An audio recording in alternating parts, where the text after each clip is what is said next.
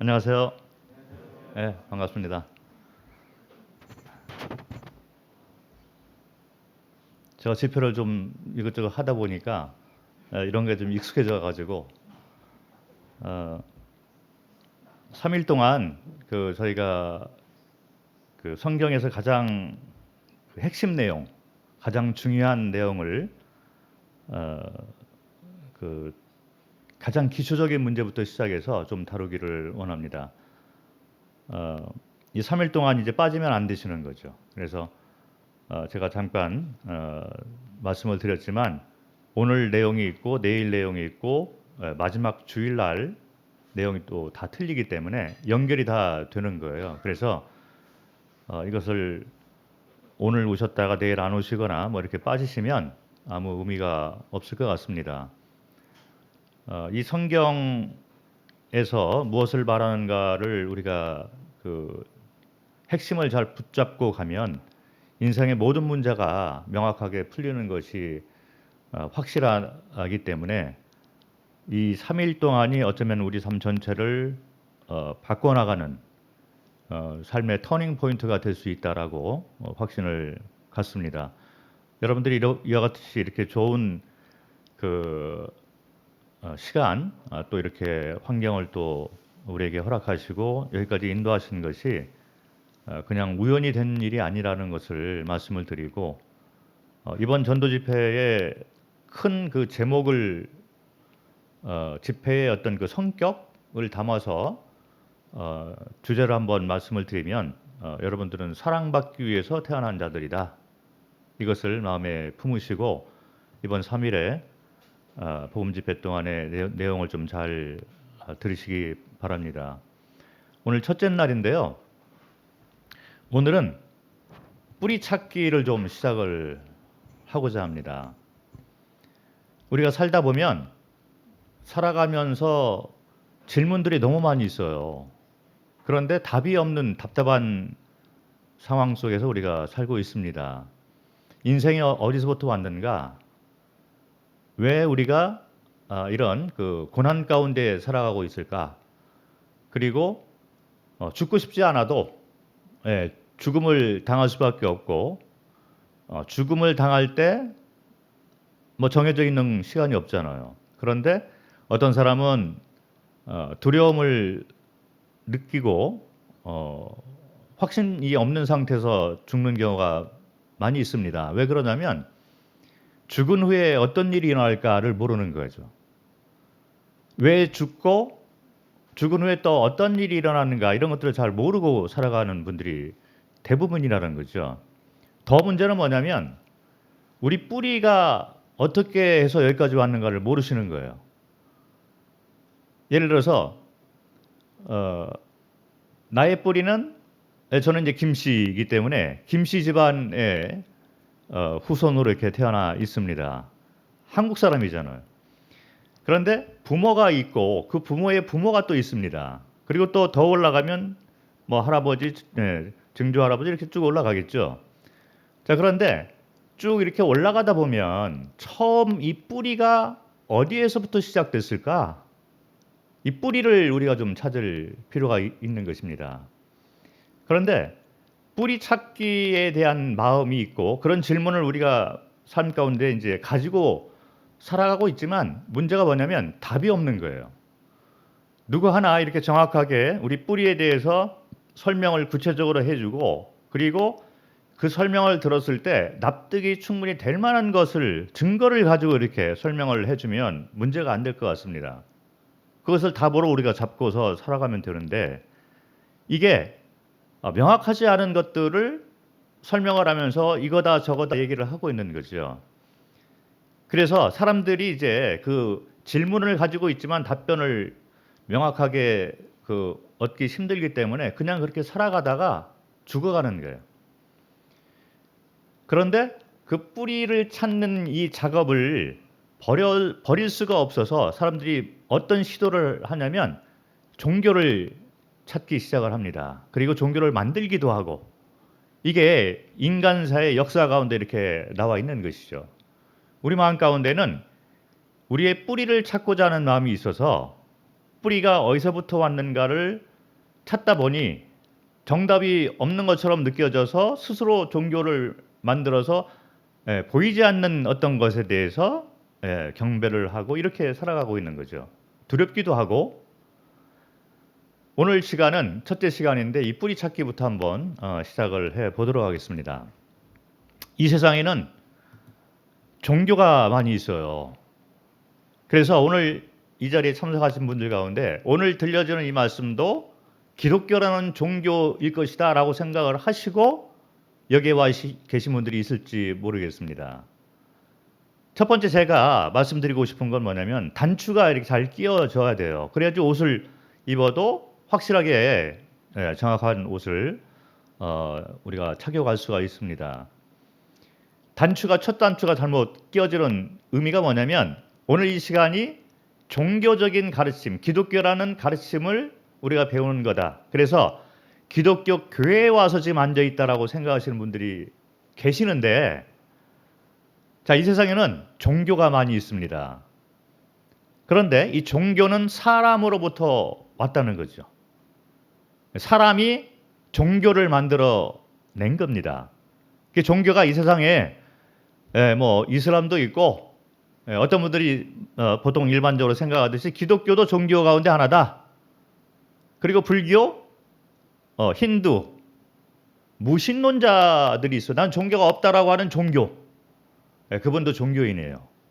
내 주먹을 믿어 하는 주먹 종교가 또 있어요. 자기 멋대로 종교가 없다라고 얘기를 하지만 그것도 종교거든요. 자기가 그렇게 생각하고 살아가기 때문에 그것도 종교라고 생각할 수가 있는 거죠. 내 자신 종교, 나를 믿어, 뭐 이런 거죠. 그런데 조금만 생각을 해봐도 어떤 결론을 얻게 되냐면 이 세상에는 종교가 많이 있는데 종교는 사람으로부터 왔다는 거죠. 자, 오늘 우리가 살펴볼 것은 뭐냐면, 자, 그러면 사람은 어디서부터 왔느냐? 이 문제죠. 여러분들이 이 땅에 태어나서 살아가고 있어요. 그래서 우리의 뿌리를 찾으려고 여기저기 헤매다 보니까 종교를 만들었는데 종교는 사람이 만든 거잖아요. 그런데 오늘 우리가 살펴볼 것은 사람은 어디서부터 왔느냐? 우리 부모가 있고 그 부모의 부모가 있고 이렇게 쭉 올라가다 보면 처음 우리의 뿌리는 과연 어디일까? 이거는 종교가 아니라 진리인 거죠. 우리가 사람인 것이 우리가 저는 김씨 집안인데 이 김씨 집안이 라는 것이 종교에 관한 것이냐 하면 그렇지 않습니다. 나의 뿌리잖아요. 내가 살아가는 삶 자체인 것입니다. 진리인 것이죠. 우리 부모가 아버님이 김씨라는 이 자체는 종교가 아니고 진리인 것입니다. 그런데 이 아버님이 또 위에 올라가면 이 조상이 있다는 거죠. 그래서 맨 처음 조상이 인류의 처음 조상, 처음 뿌리가 과연 어디서부터 왔는가는 종교에 관한 문제가 아니라 진리에 관한 문제라는 것을 먼저 생각을 해볼 필요가 있습니다. 반드시 이 문제를 해결을 해야 돼요. 뿌리를 모르고 살아가는 자체는 어쩌면 무지한 삶을 살 수 있고, 그리고 뿌리를 모르기 때문에 왜 살아야 되고 어떤 것이 가장 행복한 삶일까? 왜 우리는 마음 가운데 답답함을 느끼고 살까? 행복이 왜 없을까? 그러다가 나도 모르게 때가 돼서 죽음을 맞이하게 되는데 왜 죽을까? 그것도 모르고 죽는 거예요. 왜 우리가 늙을까? 죽은 후에는 뭐가 있을까? 이 세상이 어떻게 이렇게 만들어졌을까? 하루 24시간 때가 되면 날씨가 변하고 계절이 바뀌고 이 천지 만물이 어디서부터 왔을까? 답변 없이 살아간다면 그가말로 답답한 삶이고 무지한 삶이 되는 것입니다. 그래서 뭘 해도 답답하죠. 뿌리를 모르는 자이기 때문에 그런 현상을 가지고 살아가는 것입니다. 3일 동안 잘 들으셔도, 특별히 오늘만 잘 들으셔도 뿌리에 대한 명확한 답변을 가지고 돌아가실 수가 있어요. 자, 제가 말씀을 드렸습니다. 종교는 사람으로부터 왔는데 사람은 어디에서부터 왔을까? 이 질문은 종교에 대한 질문이 아니라 진리에 대한 질문이다.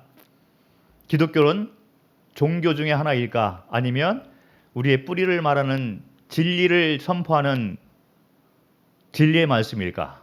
자, 이것을 한번 생각을 해 보시기 바랍니다. 우리 삶을 살아가다 보면 뿌리를 찾고자 하는 그런 수많은 질문들이 우리 스스로 하고 살아가고 있습니다. 모든 사람이 똑같아요. 인간은 어디에서부터 왔으며 어디로 가나? 죄는 어디에서부터 왔는가? 죽음 이후에는 무엇이 있는가? 심판은 있는가? 누가 이 세상을 만들었으며 주관하고 있나? 사람은 왜 고난 가운데 있는가? 진정한 행복이란 과연 무엇일까? 자, 이런 것은 지식이 없는 자나 가난한 자나 반대로 정치인이나 돈이 가장 많은 사람일지라도 똑같은 질문을 가지고 있습니다. 잘 아시는 바와 같이 이병철 회장께서 돌아가시면서 수많은 질문을 하고 돌아갔는데 답변을 없이 그냥 돌아가셨어요. 안타까운 일이죠. 이런 질문들을 하고 가셨어요. 공개 질문을 하고 가셨는데 안타깝게도 답변을 잘 못 찾고 돌아가신 걸로 이렇게 생각을 하고 있습니다. 그래서 이런 질문 자체가 이제 뿌리 찾기 위한 질문인데 결국에는 어떻게 이제 두 갈래로 이렇게 갈라지냐면, 자, 그러면 뿌리가 무엇일까를 생각을 하면 학교에 가니까 뭘 가르치냐면 진화론을 가르쳐요. 우리 뿌리는 진화다. 그래서 이렇게 진화를 쭉 이렇게 배우게 되는데, 이 진화론 자체는 지금으로부터 한 150년 전에 만들어진 이론이라는 거죠. 그래서 찰스 다윈이라는 사람이 종의 기원이라는 이 책을 써서 처음으로 발표를 한 것이 이제 진화론의 시초가 되는데, 이것이 150년 전밖에 안 된 이론입니다. 그리고 이제 과학이 발달하면서 우리가 그 과학적으로 뭔가 증명을 해야지 믿겠다, 뭐 이런 생각을 해서 과학을 가지고 이렇게 그 진화론을 자꾸 만들어 가려고 하는 거죠. 그런데 과학자들이 과학을 알면 알수록 이게 문제가 많다, 진화론에 대해서 터무니없는 그런 것을 가르치고 있구나라고 반대하는 분들이 많이 있어요. 사실 진화론을 이렇게 주장하는 분들이 그렇게 많지 않습니다. 그럼에도 불구하고 이것이 전 세계에 어떤 터를 이루고 있는 이유가 뭐냐면 다른 것이 잘 안 보이는 거예요. 진화론을 믿지 않으면 그럼 뭘까? 이렇게 답변이 대체가 돼야 되는 게 있어야 되잖아요. 근데 그거 대체를 생각하면 창조밖에 나오는 게 없죠. 그래서 창조냐 진화냐 이 두 가지 중에 하나를 선택하다 보니까 창조라고 하기는 이게 원래 그렇게 돼야 되는데, 문제를 그렇게 이렇게 그쪽으로 가지 못하도록 하는 게 있다는 거죠. 그러다 보니까 창조가 아니면 그럼 뭘까? 그래서 나온 것이지 진화론인데, 그래서 많은 사람들이 진화론을 이렇게 믿고 우리가 학교에 가면 그렇게 배우고 이 가운데 진화론 믿는 분들이 많이 계시죠. 그런데 제가 이 컴퓨터를 여기 가지고 사용하고 있는데 이게 우연히 만들어졌어요. 더 이상 저하고 시비를 걸지 마시기 바랍니다. 이 컴퓨터는 세월이 오래 지나다 보니까 우연히 만들어졌어요. 시간이 지나다 보니까 어느 날 보니까 땅에서 뭐가 이렇게 올라오기 시작해요. 그러더니 이 조그마한 물질들이 점점 뭉치더니 우연히 스스로 뭉치더니 이것이 유리 조각이 됐더라. 그런데 또 이렇게 보니까 다른 쪽에서 어떤 물질들이 또 올라오기 시작하더니 이것이 조금씩 뭉치더니 나사가 되고, 다음에 또 보니까 쇳덩어리가 나오더니 이것이 점점 뭉치더니 세월이 많이 지나다 보니까 우연히 진화가 되면서 이것이 맞춰지기 시작하면서 컴퓨터가 됐다. 이렇게 얘기를 하면 믿는 사람이 없겠죠. 컴퓨터 회사에서 사왔잖아요. 회사에서 만들어가지고 판매를 해서 우리가 사온 거예요. 그래서 이게 이제 컴퓨터가 된 거죠. 그런데 사람들이 진화론을 믿고 있어요. 우리 몸이 진화가 됐다라고 믿고 이렇게 살아가고 있는 거죠. 그래서 우리 조상은 원숭이입니다. 원숭이가 우리 선조입니다. 그렇게 얘기를 하고 살아가는데, 그럼에도 불구하고 원숭이를 잡아다가 동물원에 가둬서 구경도 하고 이렇게 하고 있죠. 그래서 혈액병원이라는 데가 있는데 거기 가서 이렇게 보면 사람 피는 사람에게 주입을 할 수 있지만 동물 피를 사람에게 집어넣으면 죽는다는 거죠.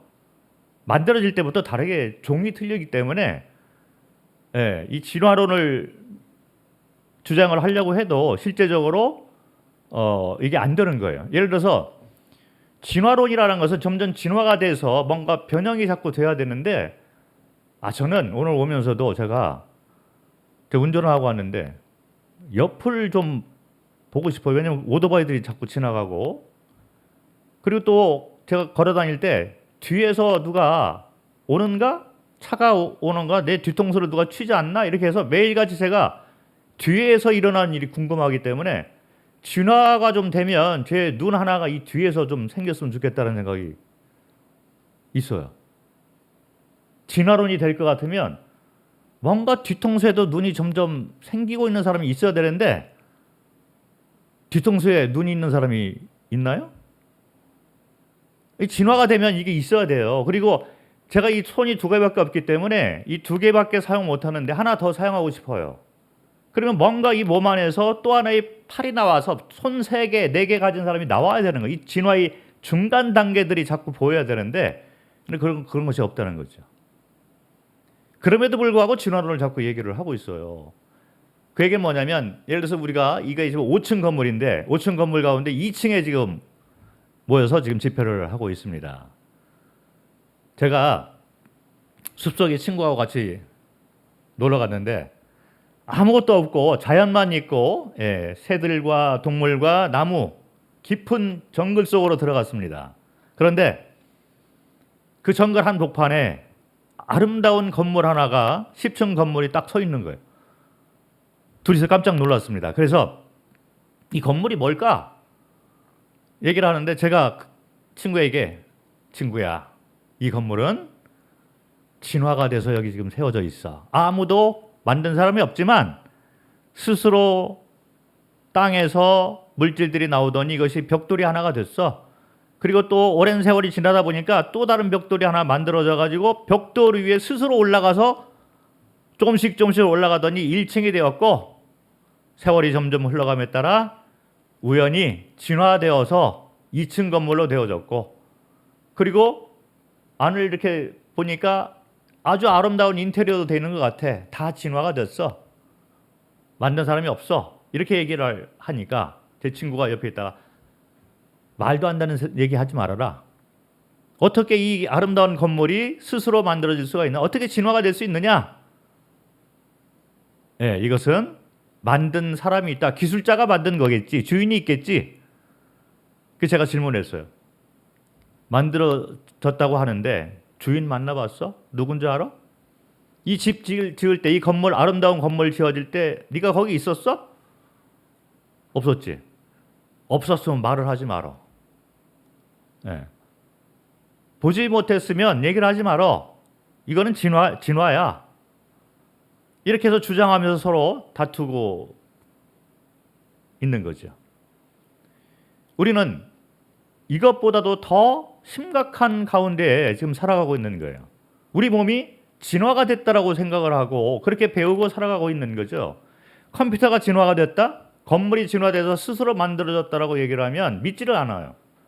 그런데 우리 삶을 보면 너무나 정교하게 만들어져 있는 거예요. 이게 기가 막히게 만들어져 있잖아요. 우리 몸 자체. 자, 한번 이거를 보도록 하겠습니다.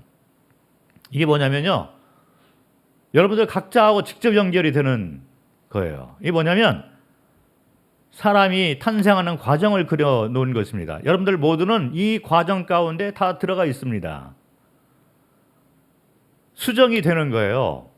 수정이 모태에서, 엄마 뱃속에서 이제 새로운 그 아이가 자리를 잡았습니다. 그래서 남자의 정자와 여자의 난자가 이렇게 만나게 되니까 그것이 수정이 돼서 수정 이틀째 되는 여기 사진처럼 이렇게 되는 거예요. 그리고 난 다음에 4주 정도가 되니까 그 안에 이 조그만한 이 태아가 엄마 이 뱃속에 있는 태아가 형태가 다 갖춰져 있는 거예요. 그런데 그 형태를 이렇게 보니까 조그맣지만 눈도 있고 코도 있고 입도 있고 그리고 장기들이 이렇게 만들어지기 시작합니다. 그 4주 정도 지났는데 심장 박동이 시작됐다는 거예요. 이거는 제가 말하는 것이 아니라 여러분들 다 그렇게 태어났어요. 이렇게 우리 삶을 얘기를 하고 있고 그리고 학교에서 다 배우는 상황입니다. 그래서 4주 정도 되었어요. 이 한 달 조금 지났다는 거죠. 조그만 태 안에 이미 심장이 들어가 있다는 거죠.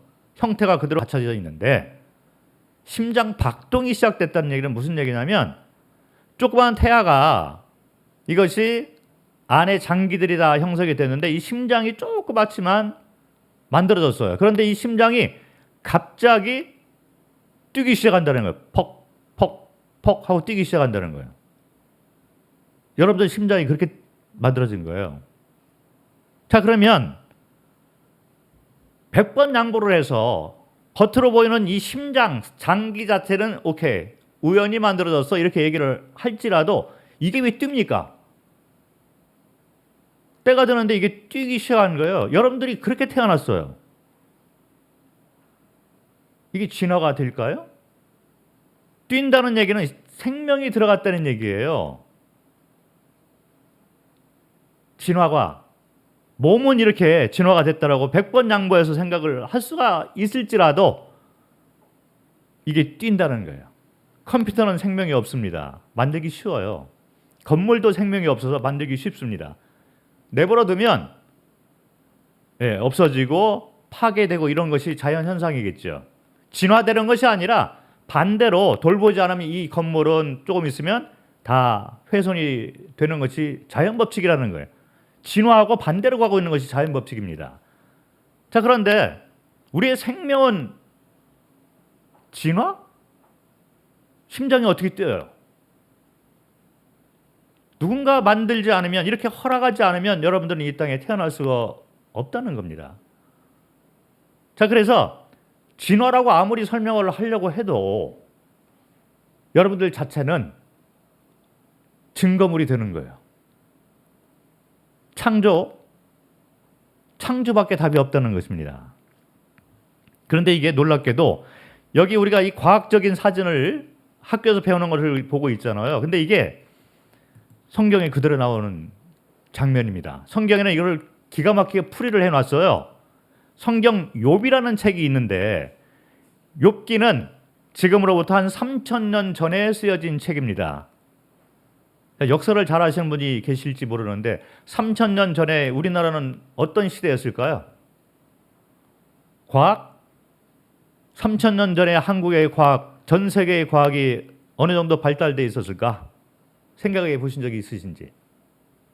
한국 역사를 보면 3,000년 전에 여러분들 조상이 어디 있었냐면 고조선에 있었어요.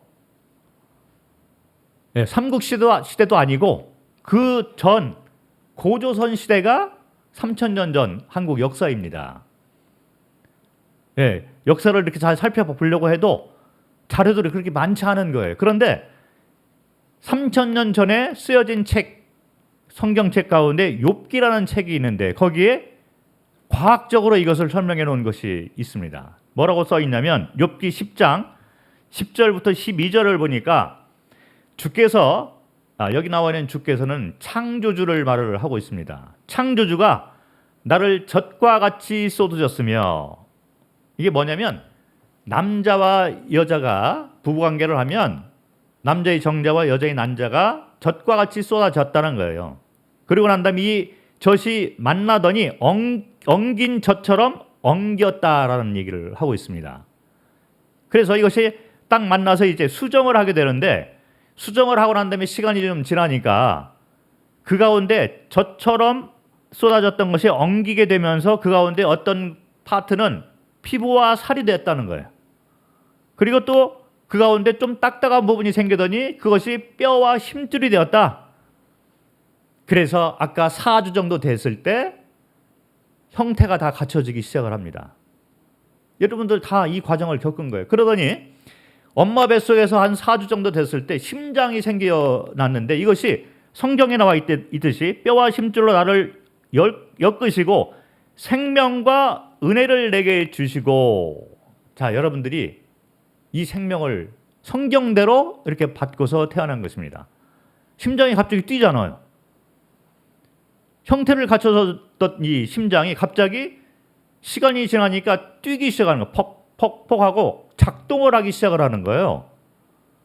그 작동이 시작된 후로부터 지금까지 여러분들이 가지고 있는, 여러분들 몸 한 중앙에서 뛰고 있는 심장이 뛰고 있는 거예요. 그런데 이것이 심장이 멈출 날이 있다는 거예요. 그날을 뭐라고 사람들이 말하냐면 사망하셨습니다. 심장이 멈추셨습니다. 의사가 판정을 내리고 옆에 있는 사람은 뭐라고 그러냐면, 울면서 뭐라고 그러냐면 돌아가셨습니다.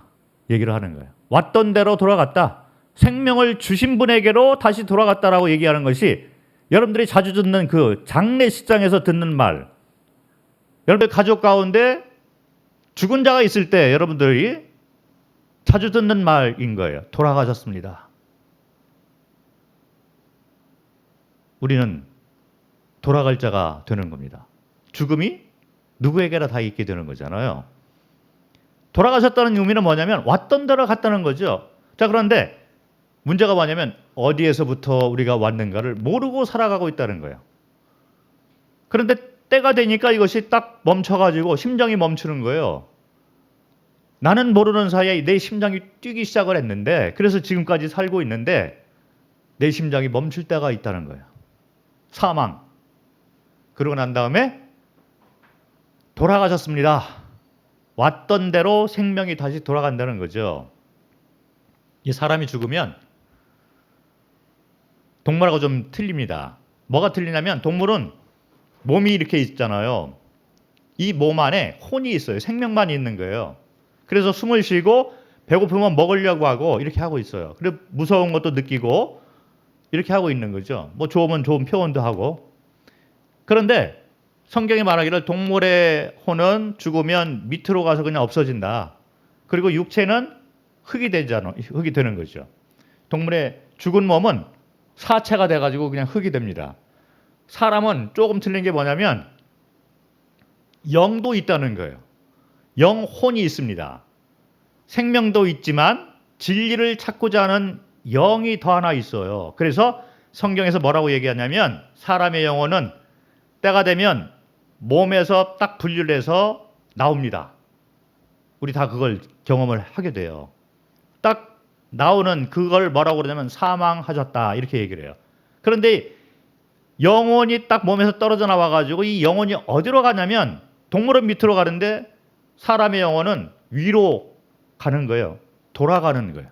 왔던 대로 돌아간다. 뿌리를 찾아서 다시 돌아간다라고 성경은 얘기를 하고 있다는 거죠. 자, 이것이 틀립니다. 동물은 죽으면 끝이지만 동물 보고 돌아가셨습니다 이렇게 얘기를 안 하는 거예요. 왜 그러냐면 말이 안 되는 거죠. 그거는 성경대로 사람들은 알게 모르게 성경에 나와 있는 대로 살아가고 있는 거예요. 사람은 돌아가셨습니다. 주신 분에게로 돌아가셨다. 창조주에게 다시 돌아갔다라고 얘기를 하고 있습니다. 그래서 심장이 박동을 하기 시작하면, 한번 박동을 할 때 여러분들 심장이 한번 박동을 하면 이 몸에 있는 혈관을 쫙 따라서 한번 돌아요. 그리고 다시 심장으로 돌아가는데 그 혈관 순환의 길이가 20km가 된다는 거죠. 20km는 엄청난 길이에요. 우리 몸속에 혈관이 그렇게 많이 있습니다. 그런데 우리가 이와 같은 모든 것들을 안고 살고 이것이 우리의 삶 자체이지만 우리는 뭐라고 얘기하고 살아가고 있냐면 스스로 만들어졌다. 이렇게 얘기하고 살아가고 있는 거예요. 스스로 진화돼서 살아가고 있다라고 얘기를 하면서 살아가고 있다는 거죠. 심각한 문제를 우리는 안고 살아가고 있습니다. 자, 이것도 하나 볼까요? 이게 이제 계란인데 계란 안에는 우리가 잘 모르고 이렇게 그냥 먹습니다. 그런데 계란을 보면 겉으로 볼 때 뾰족한 부분이 있고 좀 넓적한 부분이 있어요. 예, 주부 뭐 몇 단 되시는 분들은 이 냉장고에 계란을 보관하는 법을 다 알고 있습니다. 계란 보관법이 뾰족한 부분이 밑으로 가야 될까요? 아니면 넓적한 부분이 밑으로 가야 될까요? 네? 넓적한 부분이 밑으로 가야 돼요? 모르시나? 저도 요거 보고 알았는데요. 저는 먹을 줄만 알았지 보관법도 잘 몰랐는데 이 내부를 보면 병아리가 있어요. 그런데 이 넓적한 부분에는 왜 이게 넓적하냐면 그 안에 공기가 들어가 있습니다. 그래서 이 공기 안에 예, 공기가 실제로 들어가 있어요. 계란 안에. 그런데 병아리는 공기가 있는 쪽으로 딱 이렇게 향해서 자라나게 되는 거예요. 그래서 이 공기를 안에서 빼서 먹는 거예요. 그래서 점점점 이게 커 갑니다. 그런데 한 3주 정도 되면 이게 부화가 돼요. 병아리가 이제 나오게 되는데 3주 동안에 안에 있는 공기를 다 이렇게 흡입을 하고 자라나게 되는데 그러다 보니까 안에 있는 이 공간이 공기가 없어져서 진공이 되겠죠. 진공이 되기 때문에 톡 치기만 해도 이것이 금방 깨져요. 조그만 틈이 있으면 밖에 있는 공기가 안으로 흡입이 되면서 이게 쉽게 깨지는 거예요. 그래서 부화하기가 쉽게 만들어진 겁니다. 그래서 이제 이 병아리가 부화가 되는데 부화할 때쯤 되면 이 안에서 어떤 현상이 일어나냐면 병아리가 이제 형체가 다 갖춰졌는데 병아리 불이 있잖아요. 불이 이 맨 앞에 이 뾰족한 부분에 깔때기 같은 것이 끼어지는 거예요. 이게 톡 치면 쉽게 깨질 수 있도록 무기를 딱 만들어줘요. 그래서 톡 치니까 이것이 쫙 갈라져서 부화를 쉽게 하게 되는데 부화한 다음에 병아리 이 부리에 붙어있던 이 깔때기 같은 것이 부화할 때만 사용을 했고 나온 후에 한 이틀 안에 이게 떨어져요. 자연적으로. 자, 이것이 과연 진화일까? 하루 24시간 시간 되면 해가 뜨고 지금 밤이기 때문에 해가 지고 달이 떠 있습니다. 그리고 계절이 바뀌고 365일 누가 이거를 만들어 놓고 누가 이것을 주관하고 일방적으로 이렇게 이런 법칙 가운데 살아가도록 만들어 놨을까? 이것은 창조가 아니고는 답변이 없는 것입니다. 아무리 진화를 가지고 우리가 설명을 해도 답변이 없는 거예요. 자, 그래서 계란 부화 과정이 이렇게 되는 거예요. 3주 후에 이 병아리가 부화가 되는데 병아리 심장은 항상 공기가 있는 쪽을 향한다. 그래서 계란 안에 있는 이 산소가 다 소모가 되면 부리로 딱 찍어가지고 이것이 부화가 되는 거예요. 그리고 깔때기가 있어서 그거를 쉽게 이렇게 충격을 가해서 이제 깨져서 나오게 되는 거죠. 그리고 부화한 다음에 이틀 안에 깔때기가 떨어져 나가는 거예요. 하나님이 그렇게 만들어 놨다는 거예요. 창조주가 이걸 다 이렇게 만들어 놓고 자연 현상이 이렇게 오묘하게 되어지고 있습니다. 그 가운데 우리가 살아가고 있는데 우리는 스스로 만들어졌다라고 이야기를 하고 살아가고 있는 거예요. 뭐가 잘못됐다는 거죠. 뿌리 찾기에 문제가 있다. 이거를 설명을 하고 있는 것입니다. 창조주에 대해서 우리가 설명을 하려고 하는데 저도 이제 그런 질문을 가진 적이 있어요. 창조주가 이 세상을 만들었고 우리는 창조주로부터 창조가 되어진 피조물인데 자, 질문이 있습니다. 자, 그러면 창조주는 어디에서부터 왔습니까? 이런 질문이 있잖아요. 저도 그런 질문을 가지고 질문을 한 적이 있거든요. 그런데 우리가 살고 있는 이 세상은 참 제한된 것이 많이 있어요. 그런데 성경을 보면 창조주에 대해서 설명을 해놓은 게 있는데 그 설명을 이렇게 보면 우리가 없는 것이 창조주가 있는 것이 있어요. 그게 뭐냐면 우리는 시간의 제한을 받고 있습니다. 공간의 제한을 받고 있어요. 그런데 창조주는 이 제한이 없는 것이 성경에 적혀 있는 것이 나와 있습니다. 예를 들어서 이런 거죠. 해와 달이 이렇게 있어요. 그런데 비유로 한번 설명을 드리면 해와 달이 이 세상을 바라보면서 서로 자기가 본 세상에 대해서 주장을 하면서 대화를 하고 있는데 해가 낮에만 있잖아요. 그러니까 해가 자기가 본 이 세상에 대해서 설명을 하는 거예요. 달아, 내가 보니 이 세상은 사람들이 일만 하고 있고 왁자지껄하고 그리고 밝고 그걸 바쁘게 움직이고 이렇게 하는 것이 이 세상이더라. 이렇게 얘기를 하니까 달이 들어보니까 도저히 이해가 안 가는 거예요. 달은 밤에만 있기 때문에 무슨 얘기를 하고 있는 거냐. 이 세상은 어둡고 사람들은 잠만 자고 있고 조용하고 이것이 이 세상이지 네가 말하고 있는 이 세상은 나는 이해를 못하겠다. 해는 낮에만 있고 달은 밤에만 있기 때문에 서로 이게 소통이 안 되는 거예요. 본 것만 얘기를 하니까. 그런데 이때 바람이 지나가면서 바람은 낮에도 불고 밤에도 불기 때문에 낮에는 어떻고 밤에는 어떤 거를 바람은 이해를 다 하고 있는 거죠. 그래서 바람이 얘기하기를 해와 달아 어리석다. 너희는 보고 있는 것이 반쪽만 보고 있구나. 보이는 것만 보고 있는 거지 다른 것이 보이지 않는 것이 있다는 걸 너희가 못 보고 있는 거구나. 그래서 바람이 이제 설명을 하는데 크리스찬이나 또 성경에 설명되어 있는 우리가 보이지 않는 어떤 그런 것에 대해서 설명을 할 때 바람과 같은 입장에서 설명을 하는 것이 많이 있습니다. 예를 들어서 태어날 때부터 앞이 안 보이는 분이 이 세상을 얘기를 이제 듣고 있는데 궁금한 것이 있어요. 태어날 때부터 아무것도 본 것이 없기 때문에 하늘에 뭐가 있고 잘 못 본 거죠. 그런데 옆에 있는 사람들이 얘기하기를 오늘은 달이 휘황찬란하고 너무 아름답게 떠 있고 내가 보니까 오늘은 날씨가 좋아서 별이 수많은 별들이 공중에 떠 있네. 태어날 때부터 아무것도 안 보인 분은 아무리 들어도 이해를 못하는 거예요.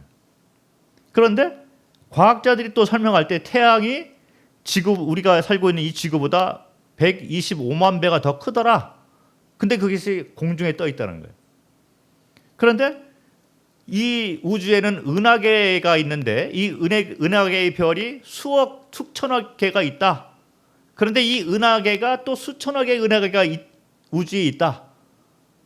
과학자들은 이제 큰 망원경을 가지고 별들을 많이 보기 때문에 그런 것들을 얘기를 하고 실제로 뭐 보이는 것들 뭐 이런 증명이 된 것도 많이 있지만 추정을 그렇게 또 할 수가 있는 거죠.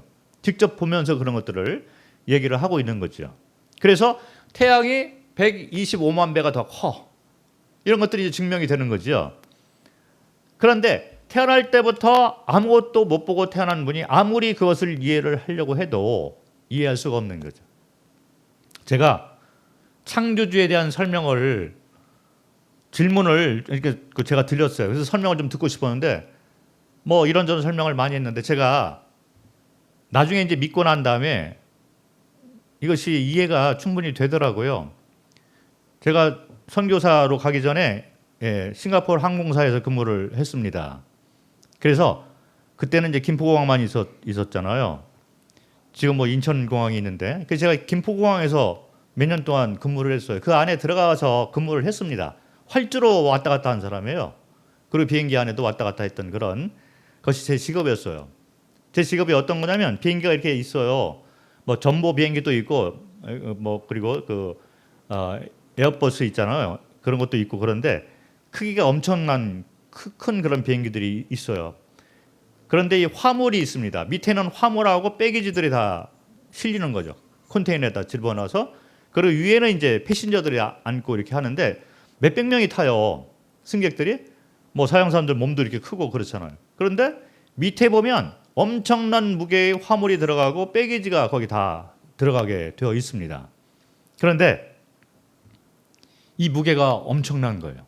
몇백 톤이 거기 다 들어가는데 제가 그거를 오더를 다 해요. 어떤 화물을 어떤 칸에 집어넣어라. 이거를 제가 다 만들어서 작업하는 분들에게 지시를 하면 이분들이 다 그거를 적재를 하는 거죠. 그래서 저는 어떤 화물이 어디에 들어갔습니다. 이거를 다 정보를 한 페이퍼에다 다 집어넣어가지고 그 페이퍼를 비행기 조종사 기장한테 주는 거예요. 그거 제 임무였어요. 그러면 기장이 그걸 받고서 이 무게중심을 어떻게 잡아야 되겠구나 해서 비행기 뜰 때 활주를 올라가잖아요. 근데 비행기 뜰 때 비행기 날개 각도를 잡는 거예요.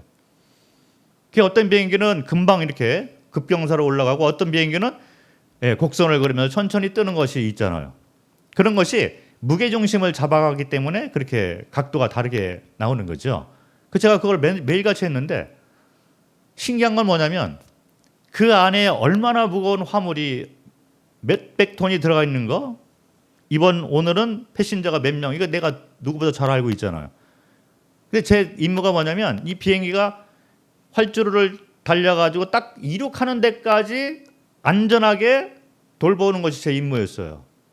그래서 멀찌감치 떠가지고 문이 닫히면 비행기가 이제 뜨는 것을 멀찌감치 앉아가지고 바라보고 이륙을 하면 사무실에 들어와서 이제 저쪽으로 다음 스테이션으로 정보를 보내는 거예요. 거기까지 하는 것이 제 임무인데 매일같이 믿겨지지 않는 게 뭐냐면 그 무거운 비행기가 내 눈앞에서 뜬다는 거예요. 수백 명의 사람을 싣고 몇백 톤의 무게의 이 화물과 배기지를 싣고 내 눈앞에서 이게 떠서 날아간다는 거예요. 매일같이 그걸 봤는데 매일같이 이해가 안 가더라고요. 그런데 실제로 부정할 수 없는 사실이잖아요. 내가 눈으로 보고 있으니까 이 조그만 머리로 내가 생각을 하려니까 이해가 안 되는 거예요. 근데 그거를 능력 있는 사람이 그거를 알고 있겠죠. 창조주는 우리를 만드신 분이잖아요. 설명을 아무리 들어도 우리가 창조주가 누구인가에 대해서 우리 조그만 머리로는 이해를 할 수가 없다는 거죠. 개미가 와이파이, 인터넷에 대해서 얼마나 이해를 하겠냐고요. 능력이 너무 차이가 나기 때문에 개미의 머리로는 인터넷 사용이라든지 컴퓨터가 어떻게 만들어지고 어떻게 작동하고 이걸 이해를 못한다는 거죠. 인간이 이 조그만 머리로 창조주에 대해서 다 이해를 하려고 하면 이해를 할 수가 없는데 창조주는 시간과 공간의 제한이 없는 분이라는 것이 성경에 나와 있습니다. 창조주가 뭐라고 스스로를 소개하고 있냐면 나는 스스로 있는 자다 이렇게 얘기를 해요. 스스로 있는 자, 이게 뭐냐면 항상 현재형으로 나와 있어요. I am who I am. 이게 이제 창조주의 이름이 되는 겁니다. 성경에 창조주 이름을 이렇게 적어놓은 성경 구절이 있어요. 그게 뭐냐면 나는 스스로 있는 자다. 이 말의 시제를 보면 항상 현재예요. 그러니까 우리는 과거의 일, 그러면 이건 과거에 되어진 일 이렇게 얘기를 하는데 창조주 입장에서는 그 현재가 되는 거예요. 그 당시가. 그리고 지금도 현재이고 앞으로 일어날 일도 현재로 적어놓은 것을 볼 수 있습니다. 시간 제한, 공간 제한 이런 것이 없다는 거예요. 그러니까 우리는 여기서 있다가 갑자기 미국 가서 이렇게 딱 보여주고 이것이 못하잖아요. 공간의 제한이 있기 때문에 창조주는 이것을 뛰어넘는 분이라는 거죠. 우리는 3차원에 살고 있지만 창조주는 3차원의 이 공간, 시간의 제한 속에 있지 않다는 것입니다. 그렇기 때문에 이 3차원 정도의 이 생각을 가지고 창조주에 대해서 이해를 한다는 것이 극히 제한될 수밖에 없다는 거죠. 그런데 우리가 이해를 못한다고 해서 창조주가 없는 걸까? 안 계실 걸까? 창조가 아닐까? 증거보로 뭐냐면 우리 자신이고 아까 제가 말씀드린 것처럼 제가 부인할 수 없는 것이 뭐냐면 내 눈앞에서 그 거대한 비행기가 날아가고 있다는 거죠. 그것이 증거물인 것처럼 우리 삶 자체가 창조주가 있다는 것을 증명을 해주고 있는 것입니다. 그리고 성경은 어떤 역할을 하고 있냐면 우리가 창조주에 대해서 잘 모르잖아요. 그런데 창조주가 누구이라는 것을 말해놓은 것이 성경이에요. 그 매뉴얼이죠. 이 제가 컴퓨터를 샀는데 이거 사올 때 이제 회사 가서 사오니까 회사에서 이 컴퓨터에 대한 설명서를 주더라고요. 매뉴얼. 그래서 이것이 어떻게 만들어졌으며 이거 문제가 생길 때 어떻게 하시오 이런 처음 충전할 때는 어떻게 하시오 이런 매뉴얼이 같이 따라왔어요. 성경은 창조주에 대한 설명을 적어놓은 것이 성경이에요. 그래서 성경을 뭐라고 얘기하냐면 히스토리 이렇게 얘기를 합니다. 성경은 역사다. 히스토리. 이것이 두 단어인데 히즈가 창조주가 되고 스토리, 그의 스토리, 히스토리. 이것이 성경입니다. 성경은 역사서인 거예요. 성경을 우리가 뭐 종교책 이렇게 얘기를 하는 분들이 많은데 안 그렇습니다. 성경은 과거 얘기를 하고 지금 얘기를 하고 앞으로 일어날 일에 대해서 다 적어놓은 거예요. 인간 역사 모든 것을 다 적어놓은 것이 성경인 것입니다. 그리고 창조주가 누구이며 왜 인간을 만들었고 앞으로 이 세상이 어떻게 될 것인가를 현재 시점에서 자세하게 적어놓은 거예요. 아까 설명드린 것처럼 창조주는 시간에 제한이 없습니다. 그러니까 항상 현재예요.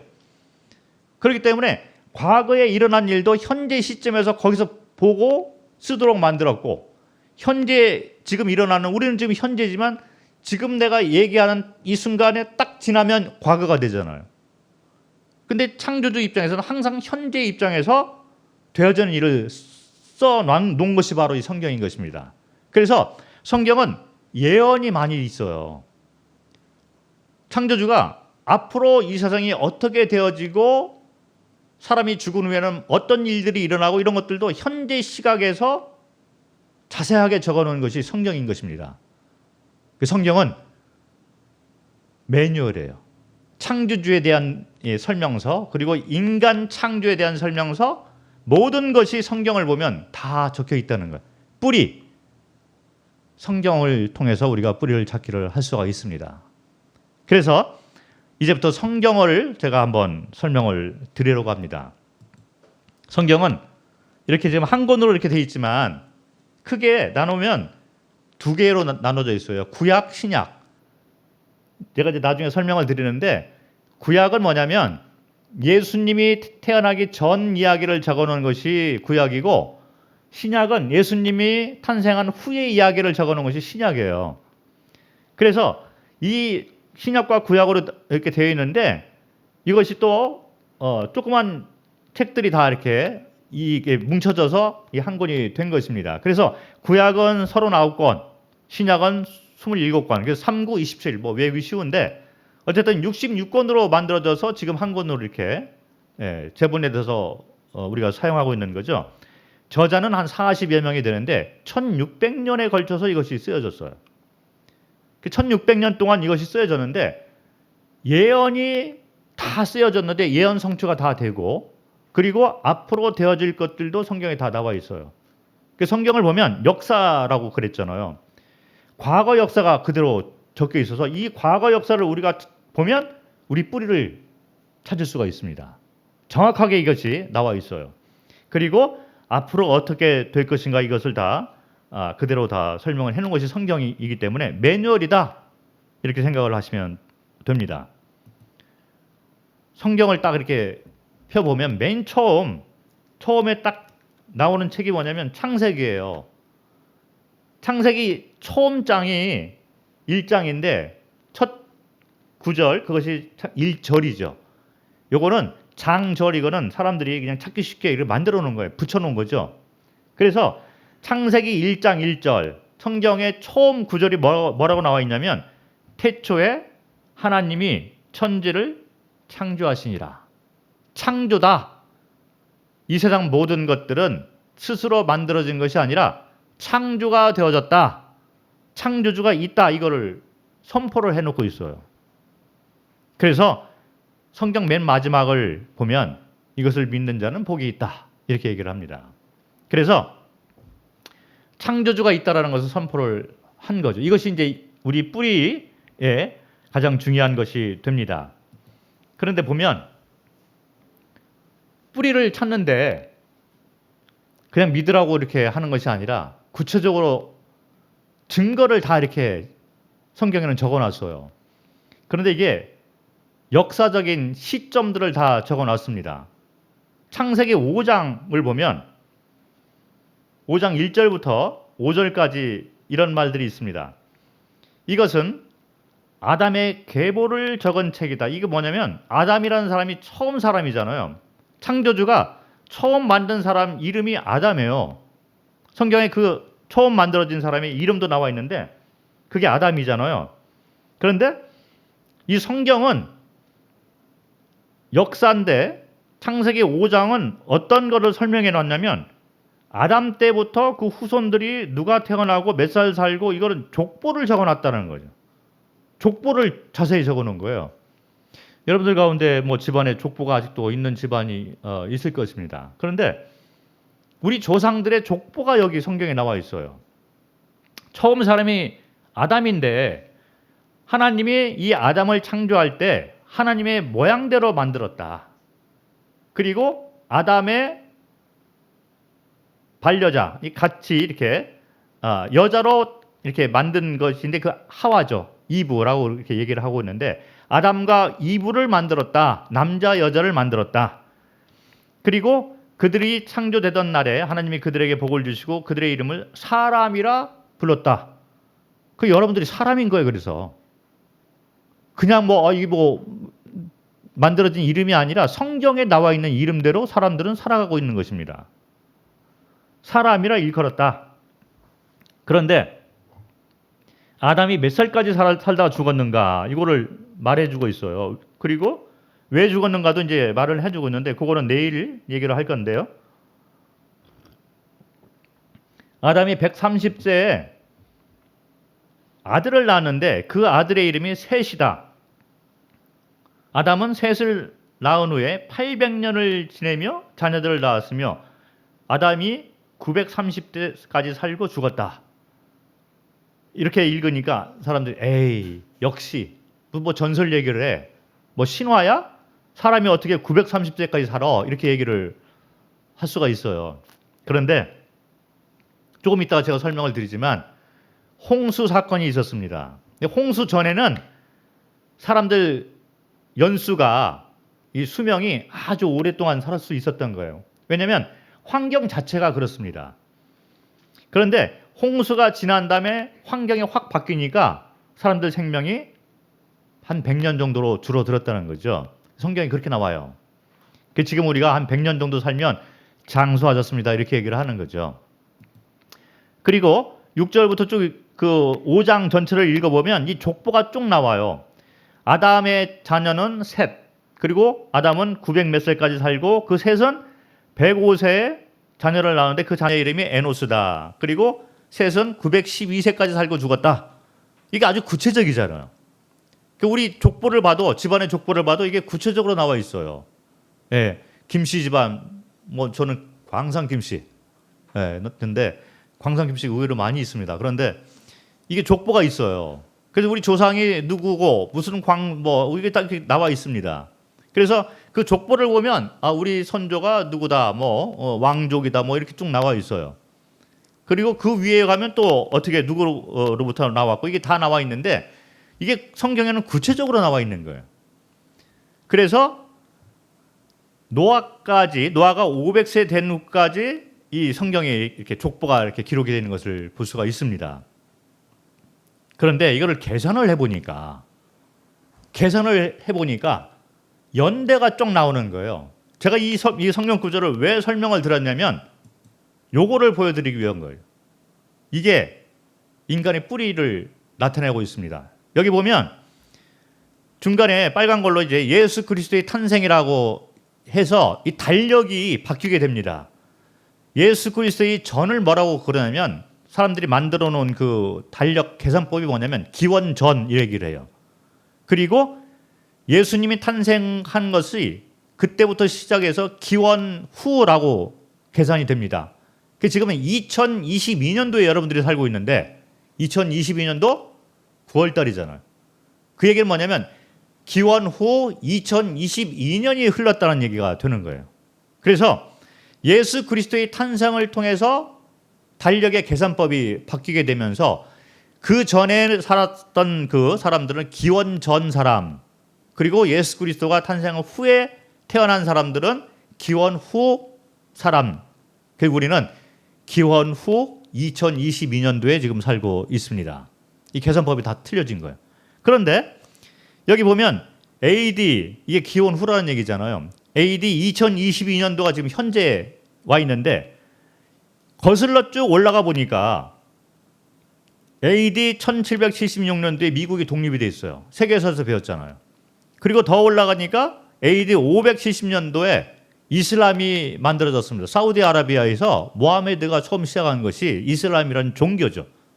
그런데 종교는 사람으로부터 나왔는데 그 사람이 이미 있었다는 거예요. 이슬람이 있기 전에.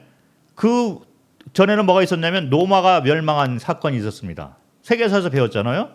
그리고 더 올라가니까 BC 기원 전 500년에 불교가 인도라는 나라에서 만들어지기 시작한 거예요.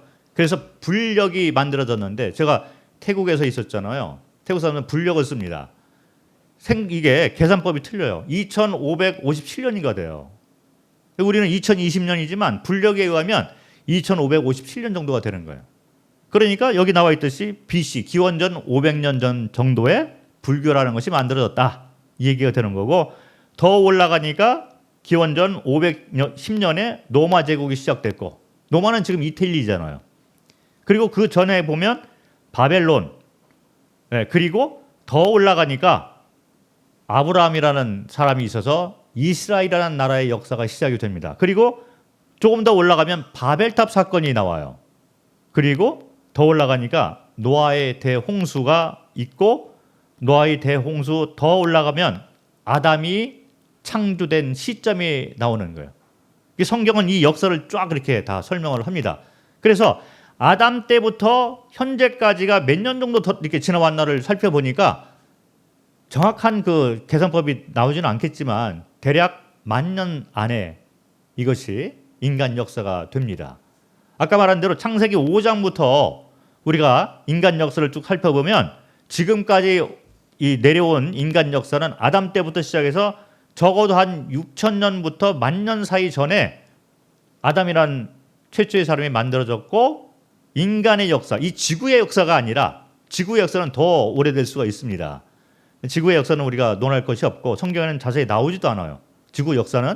그러나 인간의 역사는 창세기 5장에 정확하게 나와 있기 때문에 인간 역사를 이렇게 따져보니까 지금으로부터 한 6,000년 내지 한 10,000년 전에 처음 사람이 만들어졌다. 그 인간 인류의 역사는 한 10,000년 안에 이렇게 되어진 것을 볼 수 있습니다. 그래서 이제 조금 이 사건들을 조금 구체적으로 한번 살펴보도록 하겠습니다. 창세기 1장을 보면 27절에 하나님이 자기 형상 곧 하나님의 형상대로 사람을 창조하시되 남자와 여자를 창조하시고 만들었다는 거죠.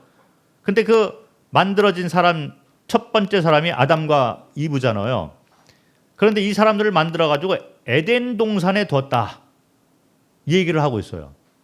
그래서 우리가 에덴 동산이라는 말을 많이 들었을 텐데 사람들이 에덴 동산 하면 요거는 전설의 고향, 전설 가운데 나와 있는 신화의 한 장면 뭐 이렇게 생각하고 어떤 사람은 에덴 동산이라고 하니까 행복을 생각할 수 있어서 우리 마음에 있는 에덴 동산 뭐 이렇게 하고 더 타락한 사람들은 술 먹는 데다가 가게 이름이 에덴이더라고.